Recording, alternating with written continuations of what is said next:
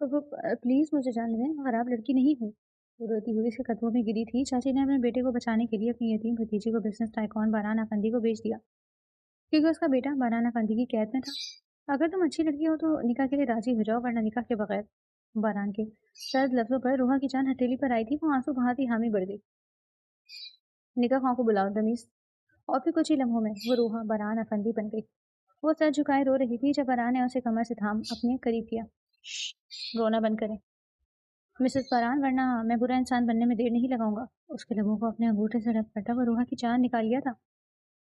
तो please please मुझे जाने दे, मैं खराब लड़की नहीं हूँ। वो रोती हुई उसके कदमों में गिरी। अगर तुम अच्छी लड़की हो तो निकाह के लिए राजी हो जाओ, वरना निकाह के बगैर। बरहान के साथ लफ्जों पर रूहा की जान हथेली पर आई। वो आंसू बहाती हामी भर गई कि उसके अलावा और कोई रास्ता बचा ही ना था। बरहान अफंदी के चेहरे पर एक लम्हे को साया सा लहराया। उसकी आंखों में एक अजीब सी कशमकश नजर आई, मगर ये सब लम्हाती था। अगले ही लम्हे वो अपने तासुरात दोबारा सपाट करता पीछे खड़े नौजवान की तरफ मुड़ा। निकाह खां को बुलाओ दमीज। दमीज के चेहरे पर उलझन दिखाई दी। लेकिन भाई मॉम, तुम्हें इस बारे में परेशान होने की जरूरत नहीं है, मैं खुद बता दूंगा। वो बाहर निकल गया और उसके पीछे तमीज भी चला गया। रूहा कमरे में अकेली रह गई। वो अपने आंसुओं पर काबू पाने की कोशिश करने लगी और बार बार नाकाम होती रही। 10-15 मिनट में निकाह खां के साथ कुछ और लोग भी अंदर आ गए और इजाबो कबूल का मरहला तय होने लगा। निकाह हो चुका था और मौलवी साहब समेत सारे मेहमान भी जा चुके थे, लेकिन रूहा अभी तक बेड पर बैठी बेआवाज आंसू बहा रही थी। कमरा खाली था। बाहर से धड़ धड़ गाड़ियों की दरवाजों की दरवाजे बंद होने की आवाजें सुनाई दी। इंजन हो रहा है। फिर सन्नाटा छा गया। अब बाहर कदमों की आवाज सुनाई देने लगी। चंद लम्हे बाद दरवाजा खुला और वो अंदर आया। बारान अफंदी बिजनेस की दुनिया में उसे चमकते सूरज के नाम से जाना जाता था। शायद ही कोई डील हो जिसमें वो नाकाम हुआ हो। ऐसा लगता था जैसे ऊपर वाले ने उसकी किस्मत कामयाबी की स्याही से लिखी है। आज भी अपनी इस डील में वो कामयाब हुआ था, जिसका सबूत उसके सामने बैठी लड़की थी। रूहा ने एक लम्हे को सर उठाकर उसे देखा। वो खामोश और सपाट नजरों से उसे देख रहा था। रूहा को एक बार फिर बड़ी शिद्दत से रोना आया। वो सर झुकाए रो रही थी जब बारान ने उसे कमर से थाम कर अपने करीब किया। रोना बंद करे मिसेस बारान, वरना मैं बुरा इंसान बनने में देर नहीं लगाऊंगा। उसके लबों को अपने अंगूठे से रब करता हुआ रोहा की जान निकाल लिया था। उसने बेअख्तियार पीछे हटने की कोशिश की, लेकिन बारान के साथ किरा से निकलना आसान नहीं था। वो इसके बेहद नजदीक था। उसका नरम गरम सलम महसूस करके बारान के सांसें तेज होने लगी। बेअख्तियार होकर वो उसके चेहरे पर अपने होंठ रखते हुए अपनी शिद्दतें लौटाने लगा। रोहा ने एक बार फिर कसमसाकर पीछे हटने की कोशिश की तो बारान ने एक हाथ से उसकी थोड़ी पकड़कर उसका चेहरा ऊंचा किया और उसकी आंखों में आंखें डालकर गुर्राया। काटने लगे हो क्या मुझ में, जो आप यूं दूर भाग रही हैं? रोहा गिड़गिड़ाई। तो प्लीज ये मत करें। इसका रोया रोया स्वरूप देखकर वो फिर से दीवाना होने लगा। क्या ना करूं मैं? वो उसकी बात से लुत्फानंदोज होता अनजान बनकर बोला तो रोहा लाजवाब सी होकर इधर उधर देखते हुए होंठ काटने लगी। वो एक झटके से उसे बाहों में कैद कर लिया और उसके होंठों पर अपने होंठ रखते हुए इसे लेते हुए बेड पर गिरा। इसकी सांसें मजीद तेज हो रही थी। वो उसे बरसों के इंतजार के बाद मिली थी। पल पल वो उसकी मोहब्बत की आंख में चला था। आज कैसे खुद पर काबू रख लेता। इसका सारा वजूद जैसे आग के शोलों की जद में था। रूहा ने बेबसी से सिसकी ली। बरहान ने उसकी निगाहों में जमा खून खौफ पड़ा तो जैसे उसके वजूद में भड़कते शोले बुझने लगे। वो गहरी सांस लेकर उससे अलग हुई। बरहान अफंदी इतना गिरा हुआ नहीं है, ना ही मैं तुम्हारे जिस्म का भूखा हूँ, लेकिन एक बात तुम्हें साफ साफ बता दूं कि आज नहीं तो कल तुम्हें खुद मेरे पास आना होगा और तुम आओगी भी। तुम खुद मेरे पास आओगी कि बरहान अफंदी का दावा है और मेरे दावे कभी झूठे साबित नहीं होते। वो झटके से मुड़ा और दरवाजा जोर से बंद करता हुआ बाहर निकल गया। रूहा साकित सी बेड पर पड़ी रह गई। आंसुओं के धुंध में उसके जहन के पर्दे पर माजी की फिल्म चलने लगी। वो माजी जो अजीब था, दर्द भरा था और जिसमें कुछ खोई हुई यादों की कसक भी शामिल थी। नौफिल कासमी एक कॉलेज में लेक्चरर था और रूहा नौफिल कासमी की वाहिद औलाद थी। उसे धुंधला सा याद था कि उसका बाप नौफिल कासमी उसे गोद में लिए घूमता था। कभी उसकी उंगली थामे उसे घुमाता तो कभी उसके लाड उठाता। लेकिन ये साथ ज्यादा देर तक नहीं चला। जब रोहा 4 साल की थी तो एक दिन किसी तेज रफ्तार ट्रक ने नौफिल कासमी की बाइक को कुचल दिया और रोहा के सर से बाप की शफकत की छांव छीन ली। इसकी मां नाहिद इस वक्त हामला थी। शौहर की मौत के सदमे से उसकी डिलीवरी वक्त से पहले 8वें महीने में हो गई और एक मुर्दा बच्चे को जन्म देकर वो भी चल बसी और रोहा इस भरी भरी परी दुनिया में अकेली रह गई। नाहिद का कोई रिश्तेदार नहीं था, बल्कि अलबत्ता नौफिल कासमी का एक भाई शेरोज कासमी था, जो अपनी बीवी और बेटे के साथ दूसरे शहर में रहता था और किसी बात पर नाराजगी की वजह से दोनों में मेलजोल बंद था। उसे भाई भाभी की मौत की खबर हुई तो सब भूल भाल कर भागा हुआ आया। रोहा को गले लगाकर वो जी भरकर रोया और फिर उसे अपने साथ ही ले गया। वक्त गुजारता गया। चचा का रवैया उसके साथ बहुत मोहब्बत भरा था, लेकिन चची सौमिया और उनका बेटा ईशान रोहा को हमेशा आउटसाइडर के तौर पर ही देखते रहे। इनका सलूक बहुत हकारत और नफरत भरा होता था, क्योंकि इन दोनों को लगता था कि शहरोज कासमी रोहा के साथ इम्तियाजी सलूक करते हैं, इसे खास तवज्जो देते हैं, जिससे ईशान की हक तलफी होती है। अगरचे ऐसा नहीं था, लेकिन इन दोनों को तो शायद नफरत के लिए बस कोई कोई सा भी बहाना चाहिए था, तो वो नफरत करते रहे। रोहा का इस सलूक पर दिल दुखता, लेकिन चचा की मोहब्बत उसके सारे गिले मिटा देती। इन्हीं की वजह से वो कॉलेज भी जा पाई, लेकिन इसकी किस्मत में किसी अपनी की मोहब्बत नहीं लिखी थी। अभी वो कॉलेज के फर्स्ट ईयर में थी जब दिल के दौरे में चचा भी चल बसे और रोहा एक बार फिर तन्हा रह गई। चचा के इंतकाल के कुछ अरसे बाद वो कॉलेज जाने के लिए निकल खड़ी हुई। चचा ने खिलाफ तवक्का खुद ही उसे जबरदस्ती भेजा था। ईशान हद से ज्यादा लाड प्यार की वजह से बिगड़ गया था, और चची जानती थी कि वो ना कोई काम काज कर सकता है, ना पढ़ने में उसका दिल लगता है।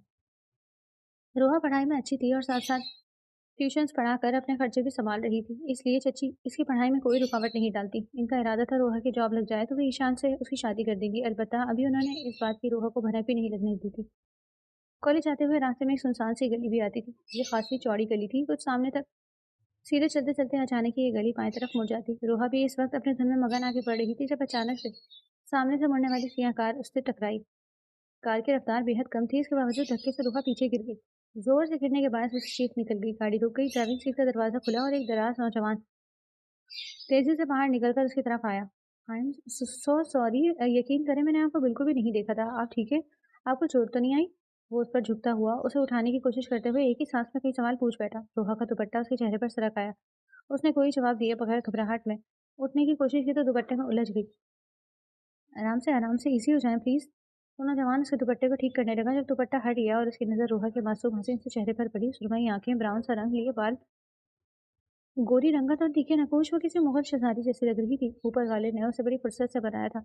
उसे यूं महबूब सा बुत बना बैठा देखकर रोहा घबरा गई। मिस्टर, हटे सामने से। उसे इस बंदे पर बड़ा शदीद गुस्सा आया। एक तो उसे टक्कर मार दी, अब यूं बेवकूफों की तरह बैठा घूर रहा था। उसने कहने के साथ साथ उसे हल्के से पीछे धकेला। इसके धकेलने पर वो गोया होश में आते हुए पीछे हुआ, अलबत्ता नजरें अब भी उसी पर थी। आई एम सॉरी, आपको ज्यादा चोट तो नहीं आई? नहीं, मैं ठीक हूँ। रोहा उठने लगी तो कमर दाएं टांग में दर्द की तेज लहर दौड़ गई। वो सी करते हुए दोबारा बैठ गई। उसे तकलीफ में देखकर वो झुक कर हाथ बढ़ाते हुए बोला, आ जाए, मैं उठा देता हूँ, डरे मत, मैं खा नहीं जाऊंगा आपको। इसके झुंडे पर वो कुछ खज्जल सी होती डरते डरते उसका हाथ थाम गई और उसने सहारा देकर उसे उठा लिया। रोहा ने अब जरा ध्यान से उसे देखा। नीली आंखें, सुनहरे बाल और गोरी रंगत के साथ वो अंग्रेज ही लगता, अगर उसके चेहरे के नकुश एशियन ना होते। चेहरे पर हल्की हल्की सुनहरी बेहद उसे दिलकश बना रही थी। खूबसूरती के साथ साथ उसकी शख्सियत में एक अजीब सा रोब था। वो पल भर को मरूब हुई, लेकिन फिर उसे नजरअंदाज करते हुए आगे बढ़ने की कोशिश की तो टांग में फिर दर्द हुआ। लेकिन अब की बार ये काबिल बर्दाश्त था। वो धीरे धीरे चलने लगी। गाड़ी में बैठी, मैं आपको छोड़ आता हूँ। उसे जरा सा लंगड़ाते हुए देखकर वो सामने आया। नहीं शुक्रिया, मैं चल सकती हूँ। रोहा की रुखाई से बोलने पर उसकी इसने तेवरी चढ़ाकर उसे देखा। मोहतरमा, आप इस तरह ज्यादा देर तक पैदल नहीं चल सकती। पैर में शदीद दर्द उठा तो ज्यादा तकलीफ उठानी पड़ेगी। मेरी माने गाड़ी में। मैंने कहा ना मैं चल सकती हूँ, फिर क्यों आप मेरे पीछे पड़ गए हैं? जाएं अपना काम करें। रोहन ने उसकी पूरी बात सुने बगैर दरमियान में जरा सख्ती से टोका तो वो उसे गहरी नजरों से देखता गाड़ी में जा बैठा। रोहा चलती रही। कॉलेज ज्यादा दूर नहीं था, वैसे तो उसे घर जाना चाहिए था, लेकिन उसे एग्जाम्स की डेट शीट का पता करना था, इसलिए उसने कॉलेज जाना ही मुनासिब समझा। वहां पर डेट शीट का पता करके और एक जरूरी क्लास अटेंड करके वो बाकी क्लासेस लिए बगैर बाहर निकल आई, क्योंकि पैर का दर्द बढ़ता जा रहा था। बाहर निकलकर वो ठिठक कर रुकी। वो गाड़ी वाला लड़का गेट पर मौजूद था। दोनों हाथ पैंट की जेब में डाले वो गाड़ी के बोनट से तेग लगाए उसकी तरफ देख रहा था। रोहा ने घड़ी देखी। कॉलेज में उसे 1 डेढ़ घंटे करीब लग गया था, तो क्या वो उसका पीछा करता यहाँ आया था? यकीनन ऐसा ही था, वरना एक अनजान बंदे को उसके कॉलेज का कैसे पता चलता? लेकिन अगर ऐसा था भी तो ऐसा करने की क्या वजह थी? लेकिन ये भी तो हो सकता है कि उसकी यहाँ मौजूदगी महज एक कोइंसिडेंट हो और वो किसी अपने ही काम से आया हो। रोहा ने धूप निकलते हुए सामने देखा और उसे उसके करीब से ही गुजरकर दूसरी तरफ जाना था। वो उसे नजरअंदाज करते सर झुकाए तेज तेज चलने की कोशिश करने लगी। तुम्हें मुझसे डरने की जरूरत नहीं, मैं कोई गुंडा नहीं हूँ। तुम यूं घर तक नहीं पहुंच पाओगी, खास तौर पर इस हालत में। जैसे ही वो उसके पास पहुंची उसने रोहा को मुखातिब करते हुए उसके पैर की तरफ इशारा किया। वो कुछ हिचकिचाते हुए उसे देखने लगी। इस नौजवान ने कार की फ्रंट सीट का दरवाजा खोला तो वो बिना कुछ कहे अंदर बैठ गई। उसने उसका दरवाजा बंद किया और फिर खुद भी ड्राइविंग सीट पर बैठ गया। थोड़ी देर बाद कार फराटे भरती हुए सड़क पर भाग रही थी। मेरा नाम बरान है, बरान अफंदी। वो सामने नजरें जमाए बोला। रोहा ने आहिस्ता आवाज में कहा, मैं रोहा हूँ। फरहान के चेहरे पर एक लम्हे के लिए मुस्कुराहट झलक दिखाकर गायब हुई। वो भी कुछ बेचैन सा था। स्टेयरिंग पर रखे हुए उसकी उंगलियां बेचैनी से हरकत कर रही थी। घर का एड्रेस वो पूछ चुका था, इसलिए उसके घर के ऐन सामने गाड़ी रोक दी। नाम पूछने के अलावा उनकी कोई और बात नहीं हुई। रोहा शुक्रिया अदा करते गाड़ी से उतरकर अंदर जाने लगी। मेहमानों को चाय पानी पूछने का रिवाज नहीं है क्या आपके यहाँ? पीछे से आती आवाज पर रोहा ने सबसे आंखें मींची। ये बंदा तो पीछे ही पड़ गया। इस घर पर मुझसे ज़्यादा इख्तियार किसी और का है, इसलिए मैं आपको ऐसी कोई ऑफर नहीं कर सकती, और चाय आप किसी रेस्टोरेंट या ढाबे से भी पी सकते हैं। प्लीज़ अब आप जाएं। वो मुड़ मुड़कर पीछे देखती कहती जा रही थी, डर था कहीं चाची न देख ले। और इससे पहले कि वो जाता उसका डर सामने आ गया। न जाने किस तरह से चाची को भनक पड़ गए और वो चील की तरह झपट कर बाहर आई। किसको लेकर आई है लाडो रानी? रोहा का फोन खुश हुआ। कोई नहीं चाची, इनकी गाड़ी से टकरा गई थी मैं, हमदर्दी के तहत मुझे छोड़ने आए हैं। रोहा जल्दी जल्दी बोली तो उन्होंने एक्सरे करती नजरों से उसे देखा, फिर बारान अफंदी को, और उनकी नजरों में मायने खैजी चमक रही थी। बड़े हमदर्दी है फिर तो, वरना तो लोग कुचल कर मरने के लिए छोड़ जाते हैं। इनकी कड़वी तसीरी बात पर रोहा ने जब्त से गहरी सांस ली। बाराना ने घूर रहा था, कुछ था जो उसे डिस्टर्ब कर रहा था। चची ने कुछ अखलाकी नहीं दिखाई। उन्होंने जो दो चार बातें कही वो भी रस्मी और रूखी सी थी। वो बुरे दिल के साथ गाड़ी में बैठा, ठा करके दरवाजा बंद किया और जन से गाड़ी आगे बढ़ा दी। रोहा नहीं जानती थी कि वो कितनी देर से अबू और चचा की तस्वीर सीने से लगाए रो रही है। चची ने उस पर न जाने कितने घिनौने इल्जाम लगाए थे, उसे बस किरदार फहाशा और जाने क्या क्या कह दिया। लफ्जों की तीर तो वो पहले ही सह रही थी, लेकिन अब के नए अंदाज में सितम ढाया गया। चची ने अपने एक अमीर रिश्तेदार इरफान कासमी से उसकी शादी तय कर दी। इरफान कासमी की उम्र 55-60 के दरमियान थी। पहली बीवी को तलाक दे चुका था और अब उसकी नज़र हसीन और कम उम्र रोहा पर थी। चची ने अपना इरादा बदल दिया था। पहले वो ईशान से उसकी शादी करना चाहती थी, लेकिन अब इस रिश्ते के बदले इरफान कासमी की कंपनी में बेटे की जॉब लगवाने के अलावा अच्छे खासे पैसे भी ऐंठने थे। और अब 2 दिन बाद निकला था। रोहा पूरी तरह बेबस हो चुकी थी। वो रो रोकर थक चुकी थी। वॉशरूम जाकर मुंह हाथ धो लिए, खुद को संभालने की कोशिश करती बाहर आई तो लाउंज से आती चची की जोर जोर से बोलने की आवाज़ें सुनकर चौंक गई। चची रोने के साथ साथ कोसे भी दे रही थी। फिर किसी ने जोर से शराब कहा तो उनकी बोलती बंद हो गई। रूह घबराकर लाउंज में चली आई। सामने का मंजर उसके लिए नाकाबिले यकीन था। चची सोफे पर बैठी रो रही थी। सामने टेबल पर लैपटॉप की स्क्रीन पर वीडियो में ईशान दिखाई दे रहा था। इसकी हालत से लग रहा था कि उसे काफी मारा पीटा गया है। चची दुपट्टा मुंह में घुसे ठूसे रो रही थी। सामने ही सोफे के पुश पर बाजू फैलाए बड़ी बेनी आंसी से बाराना फंदी बैठा था। उसके पीछे एक अनीस 20 साल का नौजवान हाथ पुश पर बांधे चौकन्ना खड़ा था। रूहा को कुछ समझ नहीं आया कि वहां आखिर हो क्या रहा था। मेरी बात मान ले मिसेस काजमी, इसी में आपकी और आपके बेटे की भलाई है। दूसरी सूरत में ये मामूली जख्म बहुत बड़ी चोटा में बदल जाएंगे, और ये भी हो सकता है कि उसे एक बेजान वजूद की तरह उठाकर लाना पड़े। चची पूरी जान से लड़ ली। नहीं नहीं, खुदा के लिए ऐसा मत करना, जैसा तुम चाहोगे मैं वैसा ही करूंगी। अगले चंद मिनट में ही रूहा पर इंकशाफ हुआ कि फरहान अफंदी ईशान को इसी शर्त पर छोड़ने पर राजी है, अगर उसका निकाह रूहा से कर दिया जाए। और बेटे को खतरे में देखकर चची ने उसका मुतालबा मान लिया था। वैसे भी रूहा कौन सी इनकी सगी थी? उन्होंने तो उसे बचपन से ही गैर और सिर्फ एक बोझ समझा था। तो अब जान छुड़ाने का वक्त आया तो वो जरा भी नहीं हिचकिचाई, और अब वो यहाँ थी बनाना फंदी के इस सफ़ेद महल जैसे घर में, जिसकी बाहर अफंदी हाउस की तख्ती लगी हुई थी। वो बिस्तर पर करवटें बदलती रही, यहाँ तक कि सुबह हो गई। सुबह होने में कुछ देर थी कि उसकी आंख लग गई, लेकिन जल्दी वो जाग गई। उसे बराबर में अपने दाएं तरफ किसी की मौजूदगी का एहसास हुआ। उसने करवट लेकर देखा और बुरी तरह चौंक गई। बारान उसके पहलू में लेटा हुआ था और शायद तैयार होकर अभी अभी आया था, क्योंकि उसने चेंज किया हुआ था, और बाल अभी भी गीले थे। रोहा परेशान होकर उठने की कोशिश करने लगी, लेकिन उसका हाथ बारान के हाथ की गिरफ्त में था। वो चलती हुई नजरों से उसे देख रहा था। वो बेबसी से उसे देखने लगी। वो चंद लम्हे तक उसे देखता रहा, फिर एकदम से उठ खड़ा हुआ। मैं ड्रेस भेज रहा हूँ, तैयार होकर बाहर आ जाओ, उसे हुक्म सुनाता वो कोट के बटन बंद करता बाहर चला गया। उसने रूहा का जवाब सुनने के लिए रुकने की जहमत नहीं की। अभी वो बिस्तर पर बैठी अपने साथ हुए इस कदर कुदरत के अजीब मजाक को सोच रही थी कि दरवाजे पर दस्तक हुई। कौन है? उसने घबरा कर कहा। दरवाजा खुला और एक लड़की अंदर आई। उसके हाथ में ब्लू कलर की शलवार कमीज थी। हेलो रोहा, सर ने आपके लिए ये भेजा है। उन्होंने ये भी कहा है कि जल्दी तैयार होकर नाश्ते के लिए डाइनिंग रूम में आ जाए। रोहा ने बुरा सा मुंह बनाया। मैं कहीं नहीं जाना चाहती, अपने सर से कहो कि मैं कमरे में ही रहूंगी। कुछ लड़की कुछ देर तक उसे देखती रही, फिर गहरी सांस भरते पलट गई। जरा देर बाद वो दोबारा वापस आ गई। सर ने ये लेटर दिया है। उसने एक छोटा सा फोल्ड किया कागज इसकी तरफ बढ़ाया। रोहा ने बेजारी से कागज की तह खोली। डियर वाइफ, ये कागज मिलते ही जाकर तैयार हो जाओ, ड्रेस चेंज करो, इज्जत से बाहर आ जाओ, वरना जो रात ना हो सका था वो अब हो जाएगा। ये मायने का इस धमकी पढ़कर रोहा का चेहरा शर्म और गुस्से से लाल हुआ। बढ़ते क्या न करते कि मजाक।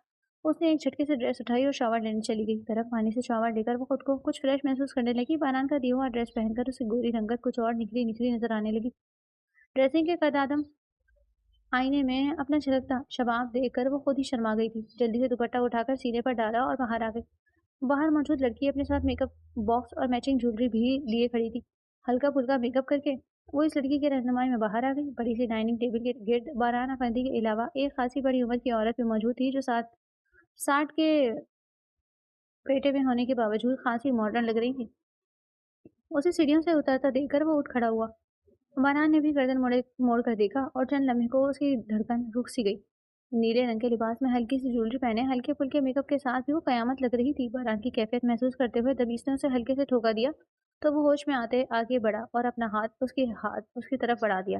سب کے سامنے باران کی اس حرکت پر وہ شرم سے سرخ ہو گئی. اسے باران سے اس بے تکلفی کی توقع نہیں تھی. اسے جھجکتا دیکھ کر باران نے خود ہی آگے بڑھ کر اس کا ہاتھ تھام لیا اور ڈائننگ ٹیبل کے پاس کھڑی عورت کے پاس لے آیا. میں نے کہا تھا نا موم کہ ایک دن آپ کو ان سے ضرور ملاؤں گا اپنی بہو کے روپ میں. اب آپ ان سے مل سکتی ہیں. روحا نے سر اٹھا کر اسے حیرت سے دیکھا. تو یہ خاتون اس کی ماں تھی؟ السلام علیکم. اس نے دھیرے سے سلام کیا. وہ اسے گہری نظروں سے دیکھنے لگی تو وہ بری طرح نروس ہونے لگی. بیٹے کی طرح ماں کی شخصیت بھی خاصی باروب تھی. اسے پریشان دیکھ کر وہ آگے بڑھی اور اس کے چہرے کو ہاتھوں میں بھر لیا. وعلیکم السلام. جیسے سنا تھا ویسے ہی پایا. اللہ تم دونوں کو خوش اور آباد رکھے. محبت بھرے لہجے میں کہتے ہوئے انہوں نے اپنے ہاتھ سے قیمتی انگوٹھی اتار کر اسے پہنا دی. شکریہ. شکریہ کی کیا بات ہے بیٹی, تم افندی خاندان کی بڑی بہو ہو, اس ناطے یہ تمہارا حق ہے. اسے کرسی پر بیٹھنے کا اشارہ کرتی وہ بھی بیٹھ گئی. میرا خیال ہے باران نے تمہیں ابھی تک کسی سے انٹروڈیوس نہیں کروایا. میرا نام رومانا ہے اور یہ تو تم جان ہی گئی ہوگی کہ میں باران کی ماں ہوں, اور اس سے ملو, یہ تمیز ہے. میرا چھوٹا بیٹا اور یہ رائنا ہے, باران کی سیکرٹری, لیکن میرے لیے بیٹیوں جیسی ہے, تمیز کی منگیتر بھی ہے. ان دونوں نے مسکرا کر سر کو خم دیتے ہوئے اسے ویلکم کہا تو جواباً وہ بھی مسکرا دی. چند ہلکی پھلکی باتوں کے بعد ناشتے کا آغاز ہوا تو باران افندی نے اس کے ساتھ والی کرسی سنبھال لی. وہ کنکھیوں سے اسے دیکھنے لگی. رات کے مقابلے میں اس وقت وہ نقص سے تیار تھا اور بہت خوبصورت لگ رہا تھا. سنہری بال جیل سے پیچھے کیے ہوئے تھے, البتہ ایک لٹ سامنے اس کی چوڑی پیشانی پر گر رہی تھی. براؤن رنگ کا سوٹ پہنے ٹائی کے بغیر بھی وہ بہت پیارا لگ رہا تھا. اس کی نظروں کا ارتکاز محسوس کرتے باران افندی نے نگاہیں موڑ کر اسے دیکھا تو گڑبڑا کر روحا نے اپنی نظریں پلیٹ پر گاڑ لی. اف, کیا ضرورت تھی مجھے اسے دیکھنے کی. کیا سوچے گا وہ اب کہ میں اس کو تاڑ رہی ہوں. دھیرے دل میں خود کو کوستے ہوئے وہ پلیٹ میں پڑے کھانے کو الٹ پلٹ کرنے لگی. البتہ دل کی دھڑکنیں ضرور بے ترتیب ہونے لگی تھی. باران کے ہونٹوں پر خفیف سی مسکراہٹ آ گئی. تو آخرکار روحا بی بی اپنے غریب شوہر پر نظر کرم فرمانے لگی ہے. اس نے دل میں سوچا. روحا کے بوکھلا کر نگاہیں پھیرنے کو اس نے بہت انجوائے کیا تھا. اس کی آنکھوں میں شرارت ابھری. نمک دینا ذرا, وہ تحکم سے بولا. روحا نے نمک دانی کی تلاش میں نگاہیں دوڑائیں. وہ باران کے ہاتھ کی رینج میں ہی تھی لیکن خود اٹھانے کے بجائے اسے آرڈر دیا گیا. وہ بھن کر رہ گئی تھی. دل تو چاہا صاف منع کر دے, مگر سب کی موجودگی میں یہ بھی نہیں کر سکتی تھی. خیر, اس نے وہ اٹھا کر باران کی طرف بڑھا دی. باران نے اسے نمک دانی لیتے ہوئے ہاتھ کو جان بوجھ کر ہلکا سا دبا دیا تو روحا کے چہرے پر پھر سے جھنجھلاہٹ, شرم اور گھبراہٹ ایک ساتھ ابھرے. اس نے فوراً ہاتھ پیچھے کھینچا تو باران مسکراہٹ سب کرتا انڈے پر نمک چھڑکنے لگا. وہ بھی خود کو نارمل کرتی کھانے کی طرف جھک گئی. کھانے کے بعد رومانا نے رائنا کو گھر دکھانے کا حکم دیا تو وہ جھٹ سے اٹھ کھڑی ہوئی. پہلے اس نے نچلا پورشن دکھایا, پھر وہ دونوں اوپر آ گئی. روحا مروبی ہو رہی تھی. ایک کمرہ بیش قیمت سامان سے سجا ہوا تھا. رائنا سارے کمرے دکھانے کے بعد ایک اور روم کا دروازہ کھول کر کھڑی ہو گئی. یہ سر کا اسٹڈی روم ہے, یہاں پر کسی اور کو آنے کی اجازت نہیں ہے. ویسے تو یہ لاک ہی رہتا ہے, لیکن آپ کو دکھانے کے لیے خاص طور پر سر نے خود ان لاک کیا ہے. رائنا نے معنی خیزی سے آنکھیں گھمائی تو روحا بلش ہوتے اندر چلی آئی. اندر بڑی بڑی قد آدم الماریوں میں کتابیں قطار در قطار سجی ہوئی تھی. ایک الماری میں مختلف شیلڈرز, میڈلز اور فریم کی ہوئی تصویریں سجی ہوئی تھی. اس نے یوں ہی سرسری سی نظر دوڑائی, لیکن اگلے ہی لمحے وہ بری طرح ٹھٹکی. ان تصویروں میں اس کے بابا نوفل کاچوی نظر آ رہے تھے. وہ ویسے ہی دکھ رہے تھے جیسے اس نے چاچو کے پاس موجود ان تصویروں میں دیکھا تھا, ینگ اور ہینڈسم. یہ گروپ فوٹوز تھی جس میں ان کے ساتھ اور لڑکے بھی تھے. ایک شخص بہو باران افندی جیسا ہی تھا اور سب سے زیادہ ان دونوں کو ہی تصویریں تھیں. وہ دونوں ایک دوسرے کے کندھے پر بازو رکھے مسکراتے ہوئے کیمرے کی طرف دیکھ رہے تھے. روح کا دماغ گھومنے لگا. کیا باران بابا کو جانتا ہے؟ بابا کے ساتھ یہ شخص کون ہے؟ یہ باران نہیں ہے, لیکن اس قدر مشابہت. کیا یہ باران کا کوئی رشتہ دار ہے؟ سوال پر سوال تھے جو اس کے دماغ کو گھما رہے تھے. شام کو وہ سب باہر جانے کا پروگرام بنا چکے تھے, اس لیے اسے باران سے کچھ پوچھنے کا موقع نہیں مل سکا. آنٹی رومانا نے اپنے کچھ فیملی فرینڈس کو بھی مدعو کیا تھا.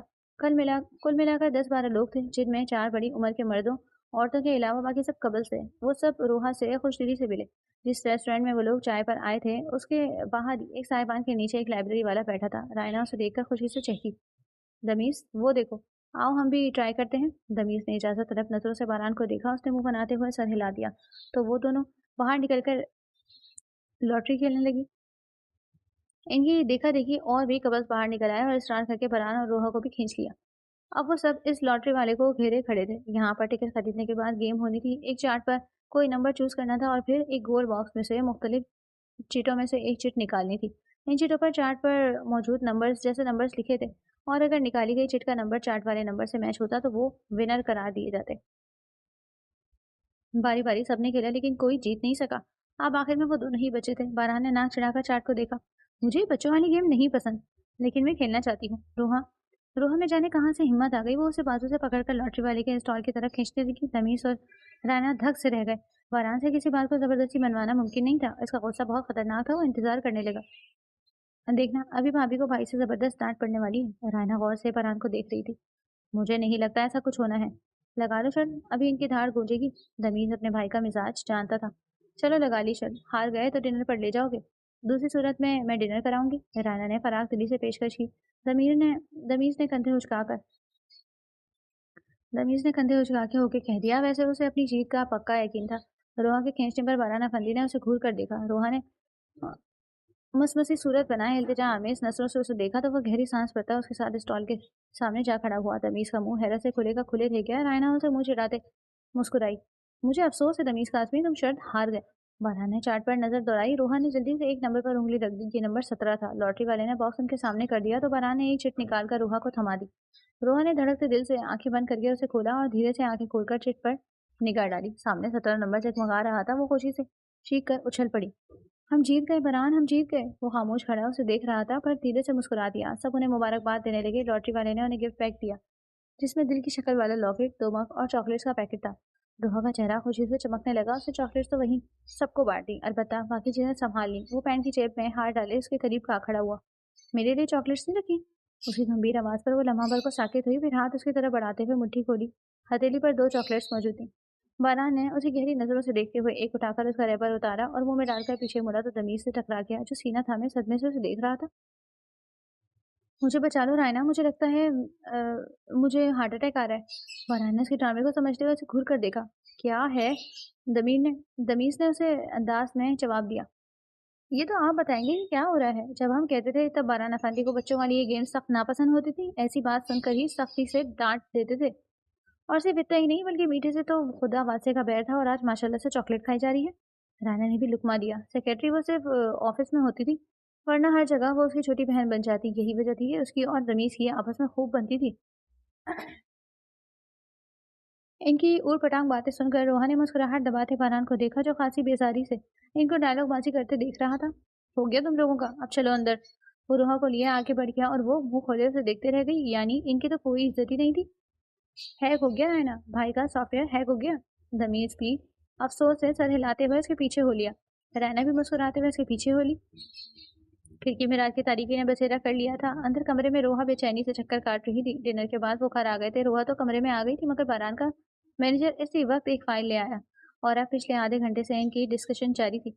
रोहा कई बार सेक्रेटरी से झांक कर देख चुकी थी, सीढ़ियों से झांक कर देख चुकी थी। उसे बारान का इंतजार था। अब तक उसके दिल में बारान के लिए एक नरम गुस्सा पैदा हो चुका था। वो अपने अंदाज से उसे बावर करा रहा था कि वो उसकी फिक्र और परवाह करता है, लेकिन अभी तक उसे मौका नहीं मिल सकता था कि इन तस्वीरों के बारे में बात करती। अब जाकर कुछ फुर्सत मैसर हुई तो मैनेजर आदम का वो देरी देर में बारान की जल्दी आने की दुआएं मांग रही थी कि इसी वक्त दरवाजे पर हल्की सी दस्तक हुई तो वो चौंक गई।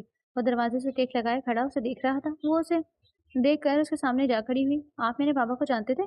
उसने तमीर बांधने बिना डायरेक्टली पूछा। वो खामोशी से उसे देखे गया।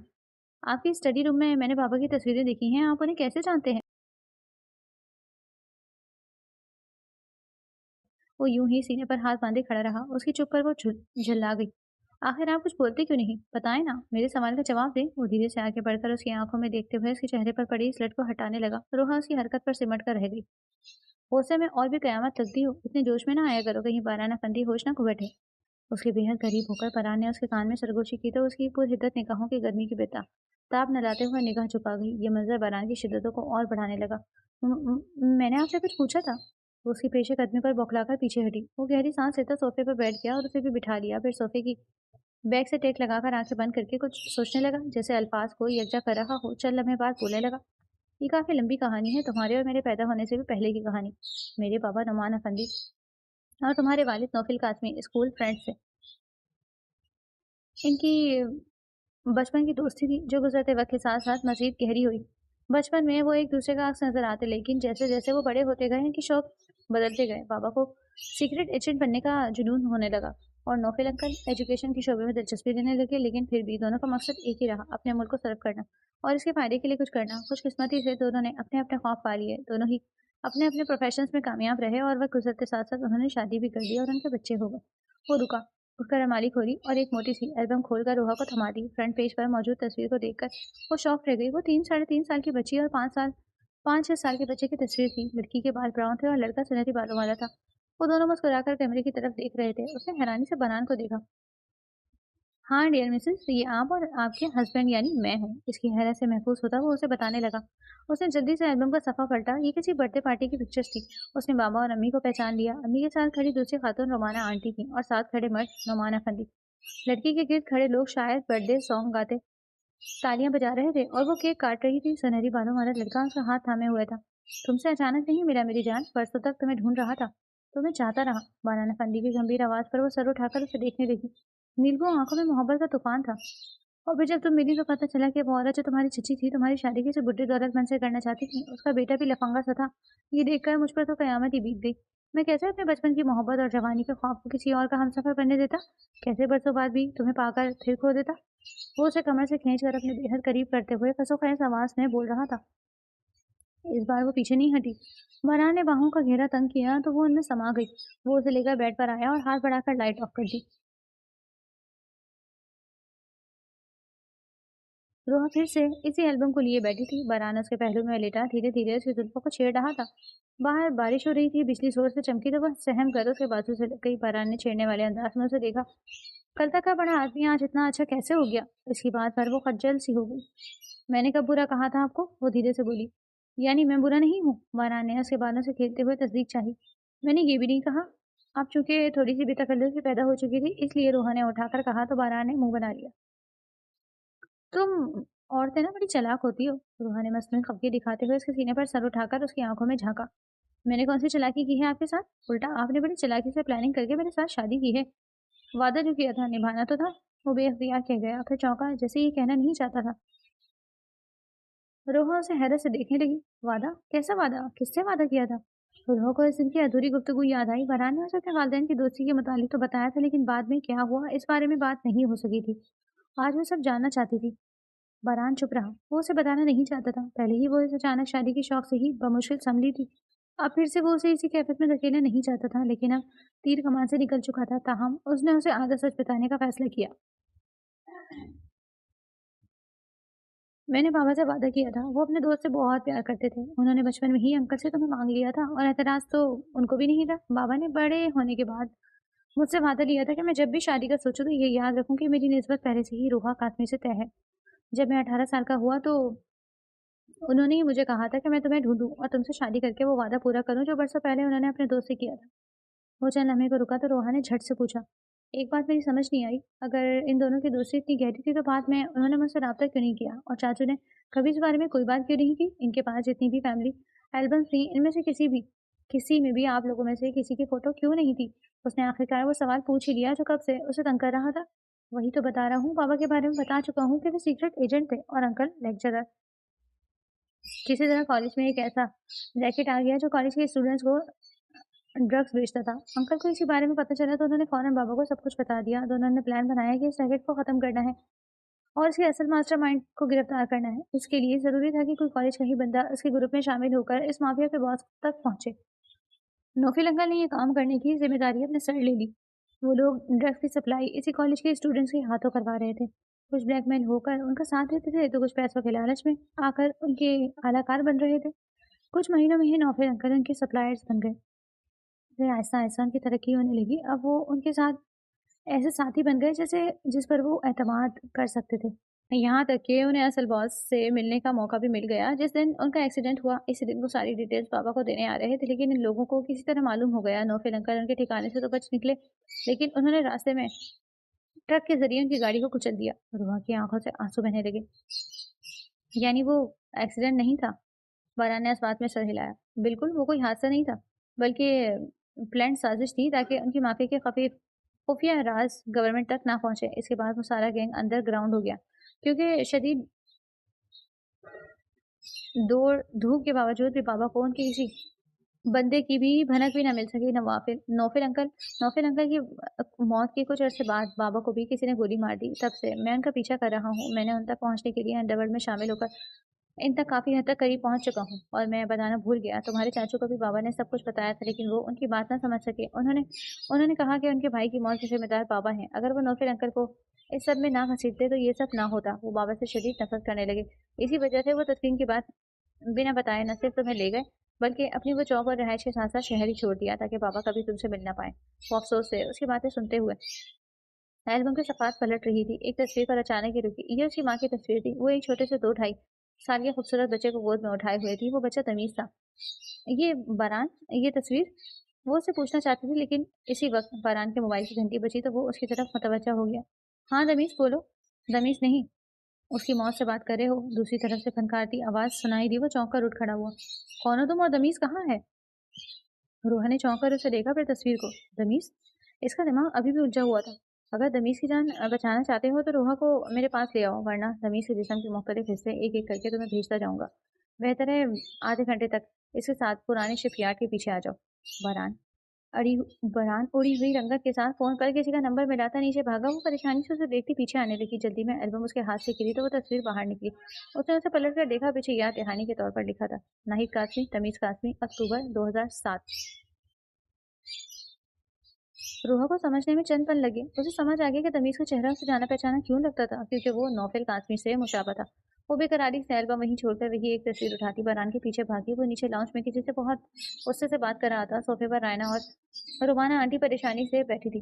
रोहा ने किसी बात पर तवज्जो लिए बिना बरान का बाजू पकड़ा। तमीज? तमीज कौन है बरान? बरान ने एक नजर उसकी आंखों में ललक से आंसुओं को देखा और दूसरी नजर उसके हाथ में थामी तस्वीर पर पड़ी। फिर बेअख्तियार गहरी सांस लेते मोबाइल कान से हटा लिया। मैं तुम्हें किसी मुनासिब मौके पर यह बताना चाहता था, लेकिन दमीज कौन है?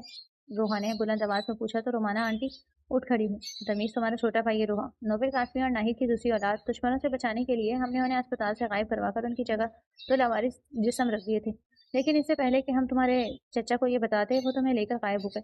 बरसों लग गए तुम्हें ढूंढने में। नाहिद के पास दमीज था, लेकिन वो बार बार तुम्हें याद करके रोती थी। दमीज 5 साल का हुआ तो एक दिन वो हार्ट अटैक में चल बसी। इसके बाद उसे मैंने पाला। कोई पूछता तो अपने छोटे बेटे की हैसियत से मुतारिफ कराती। मैं शुरू में तुम्हें ये बता देना चाहती थी, लेकिन फरहान ने मना किया था कि एक साथ इतने सारे शौक न जाने तुम बर्दाश्त भी कर पाओगी या नहीं। रोहा सिसक उठी। वो कहाँ है आंटी? मुझे उससे मिलना है। बरान ने उसके कंधों के घेर अपना बाजू फैलाया। हौसले से सुनना रोहा, वो इस वक्त हमारे मिशन की कैद में है, इस शख्स के पास जिसने बाबा और नौफिल इनका को मारा। ये कहते हुए उसने कुछ मिनट पहले की वो कॉल की वॉइस रिकॉर्डिंग चला दी। रूहा उछल पड़ी। ये तो इरफान का आसमी है, चच्ची का कजन।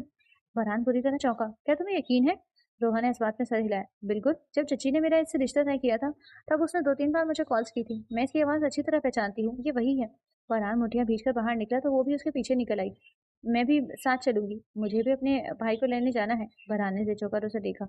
रोहा जिद मत करो, तुम यहीं इंतजार करो, मैं रमीज को लेकर आऊंगा। अब जब इस बंदे की शनाख्त हो चुकी है तो सब आसान है। मैंने आपसे परमिशन नहीं मांगी, फरहान अफंदी इन्फॉर्म किया है। अब गाड़ी में बैठे और चलें। उससे पहले ही इसकी सियाह फरारी में बैठ गई थी। फरहान सर पर हाथ फेरता खामोशी से गाड़ी में बैठ गया और थोड़ी ही देर में वो शिपयार्ड पहुंच गए। रास्ते में फरहान ने अपने बंदों को इन्फॉर्म कर दिया। इरफान कासमी फरहान और रोहा के अकेले आने से धोखा खा गया। वो सामने आ गया। थोड़ी देर में तमीज को भी वहां पर लाया गया। इरफान कासमी के होठों पर शैतानी मुस्कुराहट उभरी। पर रोहा की तरफ बढ़ा और उसके बंदों ने तमीज और फरहान पर राइफल तान ली। रोहा 2 कदम पीछे हटी। ये खुफिया एजेंसी के इन स्नाइपर्स के लिए इशारा था जो मुख्तलिफ जगहों पर छुपे इन सबको देख रहे थे। तड़ातड़ गोलियों की आवाज़ें गूंजी और चंद सेकंड में इरफान कासमी के सारे लोग जमीन पर पड़े तड़प रहे थे। बरान ने इरफान की तरफ गन सीधी कर ली। आखिरकार इन सब से बड़े दुश्मन का खात्मा हो गया। इंतकाम पूरा हो गया था। रूहा दौड़ कर दमीज से लिपट गई। वो बुलंद आवाज से रो रही थी और दमीज परेशान सा बरान को देख रहा था। बरान ने उसे भी हकीकत बताई तो बरसों से बिछड़ बहन को देखकर उसकी आंखें भी नम हो गई। वापसी में रोहा को बार बार रोते रोते देखकर बरान ने उसे लिपटा लिपटा लिया तो अगली सीट से दमीज चिल्लाया। बिहेव फरहान भाई, आपकी बीवी का भाई भी गाड़ी में मौजूद है, थोड़ी शर्म करें। रोहा खज्जल सी हो गई और दमी से अपना सर चलाने लगा, जहां बरान ने अच्छा खासा झापड़ मारा। बहन का भाई बनना महंगा पड़ गया यार। गाड़ी में इसकी हड़बड़ाहट गूंजी तो वह सब हंस पड़े। खुशियों का मौसम लौट आया था।